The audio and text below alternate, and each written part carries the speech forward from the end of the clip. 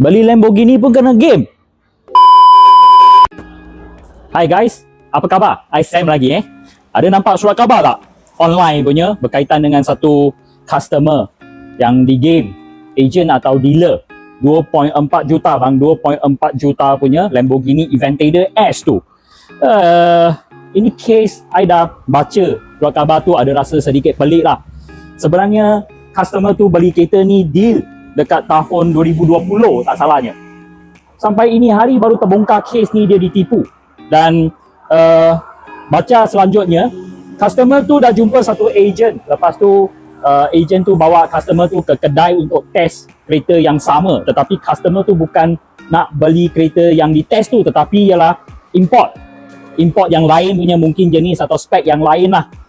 Macam mana nak import satu kereta yang mungkin Sam tak faham, dah ambil bertahun-tahun tak nampak lagi. Lepas tu customer pun sudah bayar berturut-turut 18 kali punya payment. Mungkin Sam rasa harga, jangan tamak pada harga.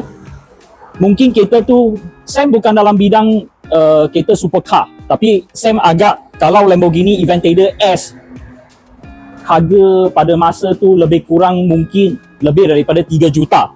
Dan tengok surat khabar, sebenarnya kereta tu dibeli 2.4 juta sahaja. Kalau Sam cakap betul, Sam sarankanlah abang-abang, adik-adik, akak-akak, kalau beli kereta jangan terburu-buru.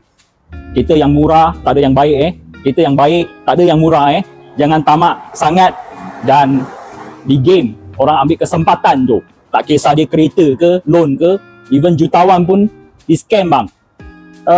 Kalau abang-abang, adik-adik tahu apa dia punya the whole story, boleh cuba komen di bawah. Kita boleh share sedikit informasi tu. Berita tu pun tak sangat detail dan akak kabur dia punya informasi tu. Tapi tak tersangka lah, sekarang punya market ada juga segmen yang mewah, jual supercar atau kereta import. Juga ada scammer-scammer yang tertentu tu. Dan juga ada orang yang tertipu walaupun sudah pergi kedai, dah jumpa dealer atau salesman pun kena ditipu juga. So Sam sarankanlah berhati-hati, jangan tergesa-gesa beli kereta.